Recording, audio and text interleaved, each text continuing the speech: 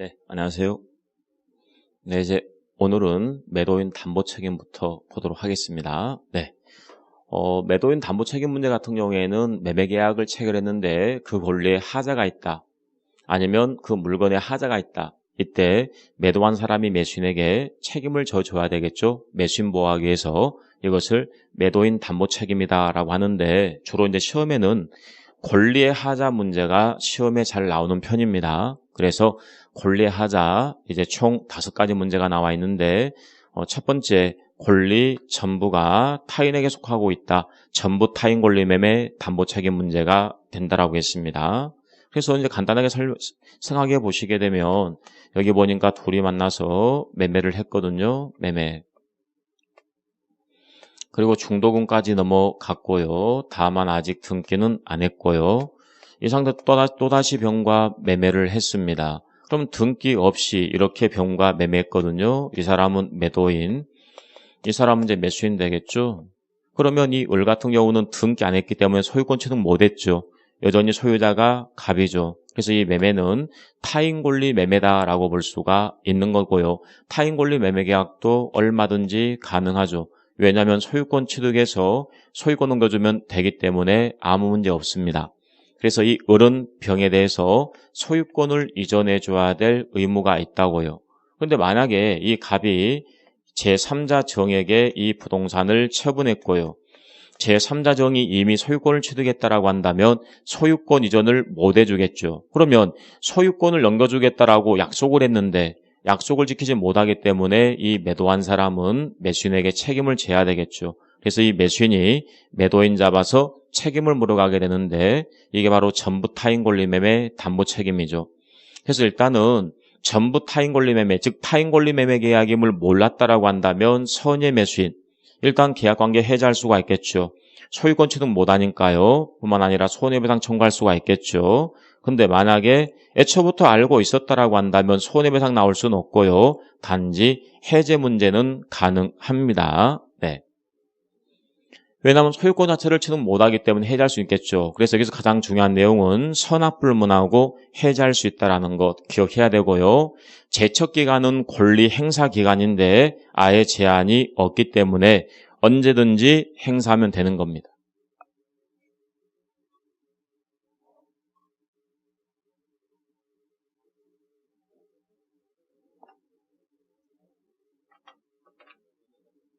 자, 가로 4번에 보니까 타인 권리를 매매 목적으로 한 경우에 그 권리를 취득해서 매수인에게 이전해야 될 의무가 있다라고 했어요. 근데 보니까 매도인 귀책 사유로 인해서 이행 불능이 됐다. 그러면 이때는 담보 책임뿐만 아니라 무슨 문제가 나오겠어요? 매도인에게 귀책 사유가 있으니까 이거는 채무 불행이 되겠죠. 채무 불행. 따라서 채무 불행을 이유로 해서 손해배상 청구할 수 있어요? 없어요? 손해배상을 청구할 수가 있다. 이런 문제가 되는 겁니다. 그 다음 2번 질문에 보니까 권리 일부가 타인에게 속하고 있다. 예컨대 저기 보니까 토지가 있네요. 토지 330제곱미터가 있고요. 둘이 만나서 이제 토지 매매를 했거든요. 근데 여기서 297제곱미터는 갑소유인데요. 여기에 33제곱미터 이게 갑소유가 아니라 실제 소유자가 따로 있대요. 그러면 이 일부분이 남의 거니까 이걸 일부 타인 권리 매매다라고 하는데 전부 타인뿐만 아니라 일부 타인도 이 매매 계약 자체는 유효다고요. 따라서 이 갑은 297제곱미터 이건 자기 거니까 소유권 이전 얼마든지 가능합니다. 근데 문제는 그 갑이 이 33제곱미터에 대해서도 소유권을 이전해 줘야 되는데 이전을 못 해줬다 이거죠. 이 A가 말 안 들어서 이전 못 해줬다라고 한다면 이전하지 못한 부분만큼 갑은 을에게 책임을 져야 되겠죠. 그래서 먼저 매수한 사람이 타인 권리 매매 계약임을 몰랐다라고 한다면 일단 취득하지 못한 부분만큼 깎아달라 감액을 청구할 수 있어야 되겠죠. 감액 청구할 수 있습니다. 그 다음에 이 을 같은 경우에는 내가 330제곱미터가 필요해서 매수한 건데 나머지 297밖에 취득하지 못한다라는 사실을 계약 당시 알았더라면 나는 매수 안 했을 것이다. 이때는 계약 전부 해제 그리고 손해배상을 청구할 수가 있겠죠. 근데 주의해야 될 것은 감액 부분하고 해제 문제는 동시에 나올 수가 없습니다. 왜냐하면 깎아달라 이 말의 의미는 계약관계를 그대로 유지하는 거죠. 그런데 계약관계를 끝내기 때문에 감액 문제는 나올 수 없습니다. 이 둘 사이는 나올 수 없고요. 이 둘은 얼마든지 가능하고요. 이 둘도 얼마든지 가능합니다. 그 다음에 매수한 사람이 타인 권리 매매 계약임을 이미 알고 있었다 이거예요. 그럴지라도 일단은 취득하지 못한 부분은 깎아달라 감액을 청구할 수는 있는 겁니다. 다만 악의였기 때문에 해제 손해배상 문제는 나오지 않습니다. 한마디로 선악이 불문하고 감액을 청구할 수 있다는 걸 기억해야 되겠죠. 그리고 행사기간에 제한이 있습니다. 선일 경우에는 안날이고요. 악일 경우에는 계약 한 날이 되겠습니다. 자, 그리고 3번에 보니까 수량 부족 일부 멸실 문제가 나와 있죠. 그래서 여기에 보니까 갑이 토지를 가지고 있대요. 토지를 가지고 있고 이 둘이 만나 토지 매매를 하는데요. 자, 어떤 식으로 계약을 체결했냐면 갑에게 물어봤더니 토지 면적이 330제곱미터다라고 했어요. 그래서 우리가 이제 단가를 정해야 되는데 3.3제곱미터당 100만 원씩 해서 매매 계약을 체결했고요. 이제 매매 대금이 1억 원으로 결정이 됐어요. 근데 나중에 실제 측량을 해봤더니 297제곱미터밖에 안 됐다는 거죠. 수량 부족 문제가 되겠습니다. 근데 이 사실을 을은 몰랐고요. 그래서 선이었다라고 한다면 이때 일단 부족 부분만큼 그렇죠. 여기서 보시는 것처럼 원래 330이라고 믿고 계약을 했는데 297이면 수량이 부족한 거니까 부족 부분만큼 깎아달라 청구할 수 있어야 되겠죠. 그리고 이 을이 각과 계약을 체결할 때 나는 계약을 체결할 당시 실제 면적이 330이라고 믿고 매수한 건데 297제곱미터밖에 안 된다라는 사실을 알았으면 나는 계약 안 했을 것이다라고 한다면 계약 전부 해제. 그 다음에 손해배상 문제가 나오겠죠. 마찬가지 안날로부터 1년이고요. 근데 애초부터 수량이 부족하다는 사실을 알았습니다. 이 을이 각과 계약을 체결할 당시에 이 토지 실제 면적이 330이 아니라 297제곱미터다라는 사실을 알았음에도 불구하고 330이라고 계약했다는 것은 이 사람 보호할 만한 가치가 없는 거죠. 그래서 담보 책임을 전혀 물을 수는 없습니다.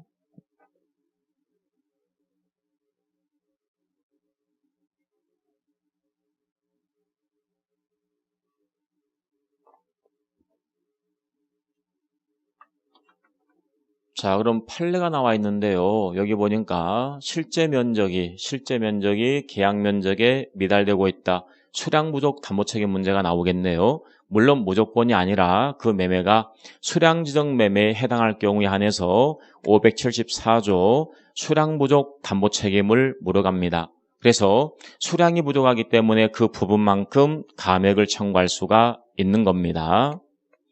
그럼 이때는 담보 책임을 이유로 해서 감액을 청구하면 되는 건데요. 여기서 일부 무효임을 이유로 해서 부당이득 반환을 청구한다든지 계약 체결상 과실 책임을 물어간다든지 이건 할 수가 없다라고 합니다. 한마디로 수량이 부족하다라고 한다면 이때는 담보 책임을 물어가면 되는 것이고 부당이득 반환 청구라든지 계약 체결상의 과실 책임 문제는 물어갈 수 없다. 이게 판례가 되겠고요.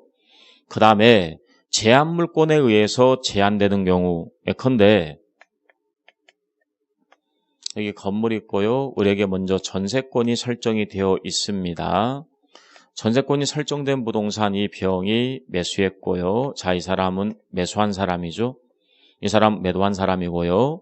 그런데 예를 들면 계약기간이 2년입니다. 계약기간 중간에 매수한 거죠. 이 병이 있죠. 그럼 이 병 같은 경우는 자기가 이 건물을 매수해서 자기가 사용하려고 지금 건물을 매수한 건데 전세 계약이 끝나기 전까지는 이 병 있잖아요. 의도하는 목적을 달성할 수 없다 그 말이죠. 의도하는 목적을 달성하지 못하는 경우에 갑에게 담보 책임을 물어갈 수가 있는데 주의해야 될 것은 악이었다라고 한다면 애초부터 제한물권인 전세권이 존재하고 있다라는 사실을 알고 들어왔다라고 한다면 보호할 만한 가치가 없잖아요. 따라서 담보 책임을 전혀 물을 수 없고요.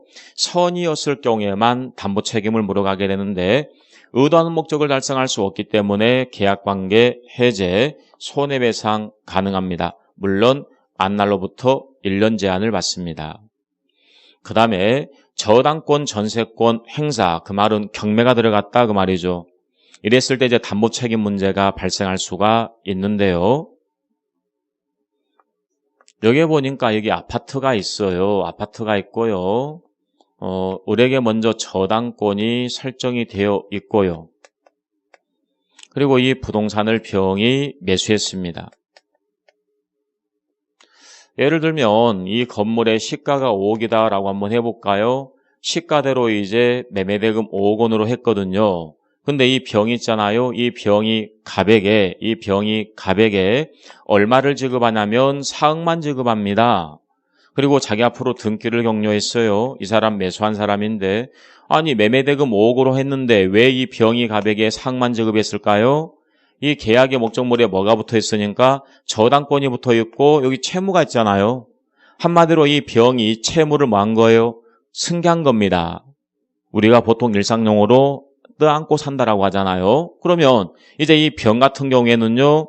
4억 원을 지급했고 1억 원의 채무를 자기가 인수한 겁니다. 따라서 돈을 갚아야 될 의무는 병이 부담하고 있는 거죠. 따라서 경매가 들어왔다는 것은 자기가 돈을 갚지 않아서 경매가 들어온 거죠. 이거는 매도인 잘못이 아니기 때문에 이때는 담보 책임 못 물어가는 거예요. 한마디로 채무를 인수했을 경우에는 담보 책임 문제가 나오지 않습니다. 담보 책임 면제한 걸로 보는 거죠. 다만 이 사람 있죠? 얼마를 지급했냐면 5억 원 전부 다 지급했어요.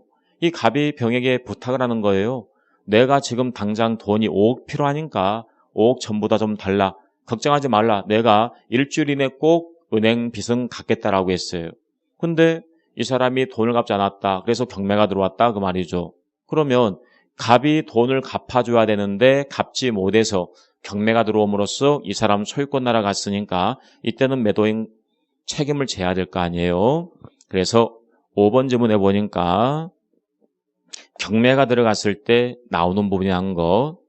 그 다음에 이때는 저당권이 설정된 사실을 알고 매수했던 모르고 매수했던 이건 구별할 필요가 없죠. 어차피 저당권이라는 것은 돈만 갚으면 사라지는 거니까요.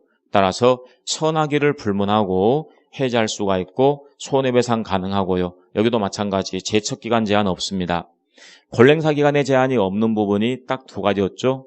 전부 타인 권리 매매, 그 다음에 저당권 전세권 행사 담보 책임 딱 두 군데입니다.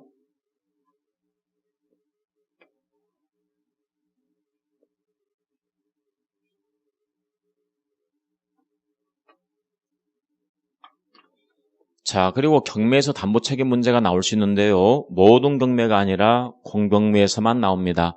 국가기관이 행하는 공경매. 그리고 만약에 경매 절차가 무효다라고 한다면 이때는 담보 책임 문제가 나올 수 없다라고 합니다. 그러니까 경매 절차가 유효일 때 나온다 그 말이죠. 그리고 물건의 하자하고 권리의 하자를 구별해가지고 물건의 하자가 있다. 담보 책임 못 물어갑니다.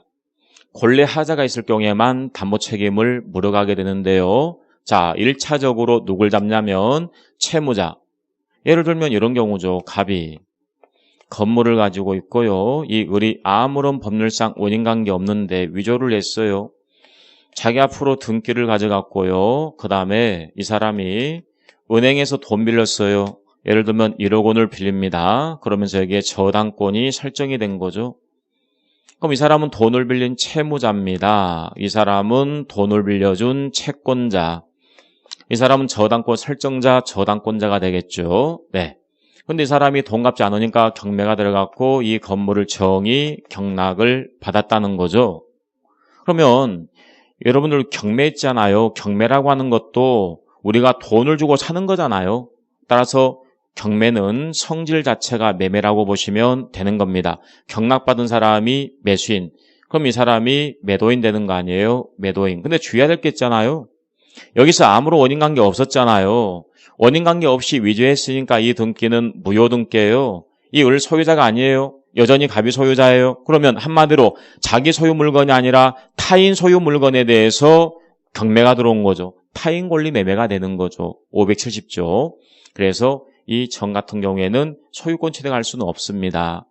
그래서 이 을 잡아서 담보 책임을 물어가야 되겠죠. 이 사람이 매도인 되는 거니까 1차적으로 채무자를 잡아서 담보 책임을 물어가는 거고요. 만약에 채무자에게 전혀 자력이 없다라고 한다면 이 사람이 이제 배당을 받았을 거 아니에요. 따라서 배당받은 채권자를 상대로 해서 담보 책임을 물어갑니다. 1차적으로는 채무자를 잡는 거고요. 2차적으로 채권자를 잡게 됩니다.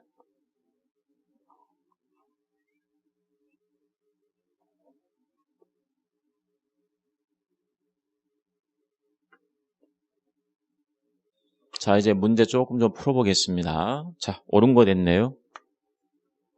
자, 매매는요, 대가를 받는 유상이고요. 그 다음에 청약과 승낙 합치시면 되겠죠? 낙성이고요. 근데 주의할 것은 쌍무계약이죠. 쌍방 모두 다 채무를 부담하고 있죠. 매도한 사람은 소유권 이전 의무가 있고요. 매수인은 대금 지급 의무가 있죠. 자, 그리고요, 장래 성립한 재산권, 장래 성립하게 될 재산권에 대해서도 매매의 목적이 될 수가 있어 없어요? 있잖아요. 네. 자, 그리고 3번 지문에 보면은 매매 애약 있죠? 애약, 미리 애자, 약속할 약자. 이건 서로 간의 합의이기 때문에 계약인 거죠. 네. 그리고 여기 2번 지문 있잖아요. 2번 지문 같은 경우 우리가 보통 아파트 분양받잖아요. 아직 존재하지 않고 있잖아요. 그래도 매매 계약의 대상이 되잖아요. 그리고 4번 지문입니다. 자, 매매 계약 있잖아요. 이거는 재산권 이전하고 대금을 지급함으로 성립한다. 이게 왜 틀렸어요? 이전하고 지급하고 이게 틀린 거죠. 재산권 이전을 약속하고 대금 지급할 것을 약속만 하면 곧바로 계약은 성립하는 겁니다. 왜냐하면 낙성 계약이니까요. 그 다음에 타인 권리 매매도 가능했잖아요. 그래서 할 수가 있다. 맞습니다. 타인 권리 매매도 유효입니다. 정답 5번이네요.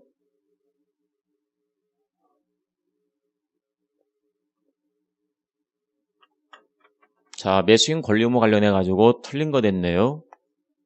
자, 1번 지문 보니까 이제 과실 문제를 물어봤죠. 과실. 자, 과실 문제가 나오면 여러분 이렇게 좀 이해를 해 두세요. 둘이 만나서 매매를 했거든요.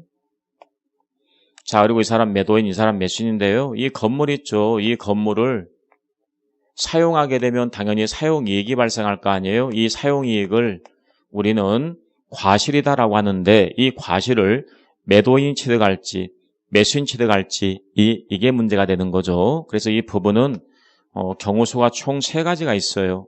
그래서 이 매도한 사람이 이 건물 을에게 인도를 했느냐 안 했느냐. 그래서 인도 안 했고 그리고 이 을도 대금을 다 완납을 안 했어요. 대금을 완납 안 했어요. 자, 인도 안 했어요. 하지만 대금은 다 완납을 했답니다. 그 다음에 인도 했고요. 그 다음에 대금 완납은 안 됐고요. 그러면 인도 안 했고 대금 다 완납 안 했다라고 한다면 당연히 갑이 사용해야 되겠죠. 그래서 갑이 과실을 취득하는 거예요. 그 다음에 인도 안 했어요. 하지만 이 을이 갑에게 대금을 다 완납을 했대요. 그럼 대금을 다 완납을 했다라고 한다면 여기서 뭐가 생기겠어요? 이자가 생기겠죠. 그럼 이 갑은 이자를 먹으면 되는 거죠. 따라서 이 을 같은 경우 있잖아요. 을 같은 경우에는 과실은 먹어야 되겠죠. 왜냐하면 갑이 이자를 먹으니까 이 갑이 과실을 을에게 줘야 되겠죠. 그래서 을이 과실을 취득하죠. 그 다음에 인도를 했답니다. 여기서 이 을에게 인도를 했어요. 인도했으면 이 건물 누가 사용하면 되겠어요? 을이 사용하면 되겠죠. 사용하니까 이 을이 과실을 취득하게 되겠죠. 다만 을이 과실을 취득하니까 갑은 이자를 먹어야 되겠죠. 그래서 이 을이 갑에게 대금을 지급할 때 이자를 붙이면 된다는 거죠. 이런 식으로 가는 겁니다. 자, 그래서 특별한 말이 없으면 이제 매도인에게 과실이 들어가는 거죠. 그 다음 2번 질문입니다. 대금 지급 기한이 없대요. 자, 매수인은 목적물 인도 받은 날로부터 자, 인도를 받았다라고 한다면 매수인은 뭘 줘야 되겠어요? 이자를 지급해 줘야 되겠죠. 자, 목적물 인도와 동시에 대금 지급 동생관계 있잖아요. 그러면 목적물 인도하면서 돈 주기로 했으니까 당연히 인도 장소에서 돈을 주면 되겠죠. 그 다음 4번 질문입니다. 목적물 인도되지 않았다. 매수인이 대금 완납했다. 키워드는 대금을 다 완납했대요. 매수한 사람이 대금을 다 완납했다. 여기네요. 대금을 다 완납했다라고 한다면 매도한 사람은 이자를 먹죠. 따라서 과실은 매수인 취득해야 되겠죠. 매도인이 아니라 매수인이에요. 그래서 정답 4번입니다. 5번 질문해 보니까 의무 이행에 대해서 기한이 있다라고 한다면 상대방에 대해서도 특별한 사정이 없는 이상 동일한 기한이 있는 걸로 추정되겠죠. 매도인의 소유권 이전 의무하고 매수인의 대금 지급 의무하고 서로 간에 무슨 관계 있어요? 동생 관계 있죠. 특약이 없는 이상 동일 기한이 있는 걸로 추정됩니다.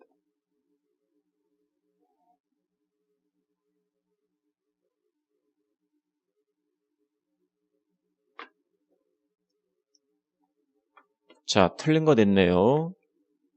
자, 매매 예약은 별개의 계약이다. 자, 예약. 미리 약속을 하는 거죠.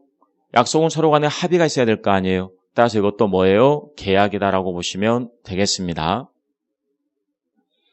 여러분들 담보 책임 있잖아요. 담보 책임 특약을 통해서 면제할 수가 있을까요? 없을까요? 있습니다. 담보 책임 면제 특약 얼마든지 가능합니다. 왜냐하면 담보 책임에 관한 규정은 강행 규정이 아니라 임의 규정이거든요.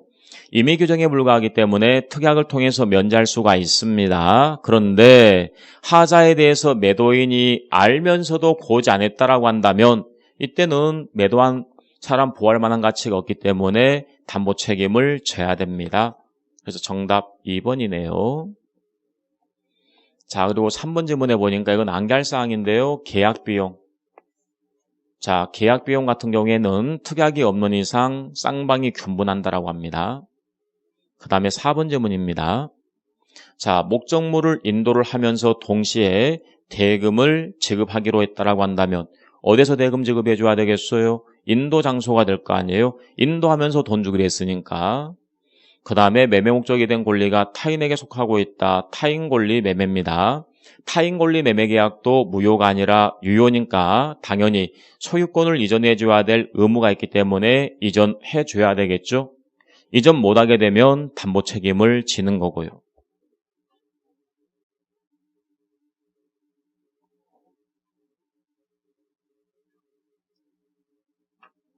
자, 매매 예약에 관한 내용 나와 있어요. 네, 틀린 거 됐습니다.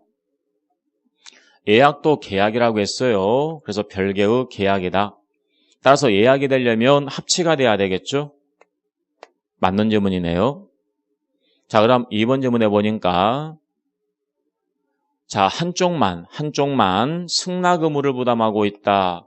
그래서 이걸 우리는 편무예약이다라고 하는 겁니다. 한쪽만 채무를 부담하고 있으니까 편무예약.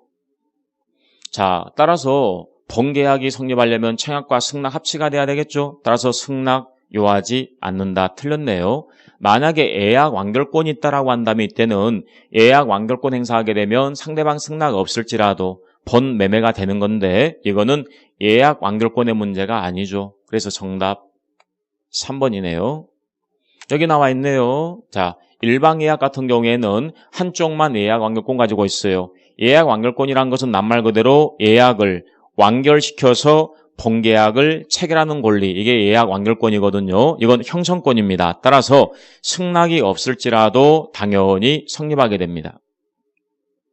자, 예약 완결권을 가진 사람이 있는데요.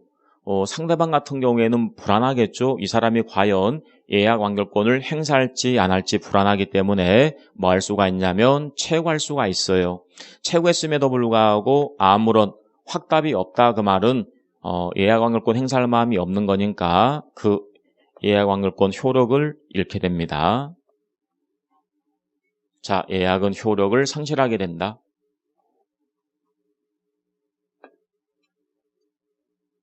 자, 그 다음에 일방 예약이 나와 있네요. 일방 예약은 한쪽만 예약 완결권을 갖고 있다 그 말이고요. 틀린 거 됐습니다.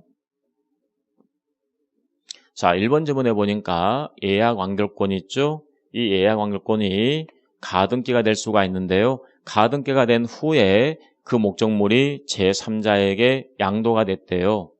그러면 이 경우 예약 완결권 행사자가 소유권을 취득하기 위해서 양수인에게 이전 등기를 청구해야 된다. 양수인이 아니라 양도인을 상대로 해서 예약 완결권 행사해야 된다라고 합니다. 그래서 정답 1번입니다. 이건 여러분이 암기할 사항이에요.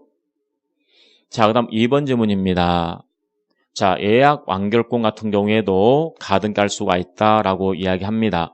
왜냐하면 예약 완결권을 행사하게 되면 본계약이 체결될 거고요. 본계약이 체결되게 되면 물권 변동의 청구권이 발생할 거 아니에요. 따라서 예약 완결권에 대해서도 가등기 할 수가 있다고 합니다. 그 다음 3번 지문에 보니까 예약상 의무자, 예약 완결권자가 있고 상대방 의무자가 있을 거 아니에요. 그래서 일방적 의사표시만으로써 본계약이 성립하게 됩니다. 그 다음 4번 지문에 보면은 예약 완결권 가진 사람이 예약 완결권을 행사할지 행사 안 할지 궁금하기 때문에 상당한 기간 정해서 채우할 수가 있고요. 아무런 확답이 없다는 것은 예약 완결권 행사할 마음이 없는 거니까 예약은 효력을 상실한다라고 했고요. 자, 그리고 예약 완결권 있잖아요. 이것은 특약이 없는 이상 성립한 때로부터 10년 이내 행사를 해야 된다. 10년이 경과돼 버리면 소멸된다라고 이야기합니다.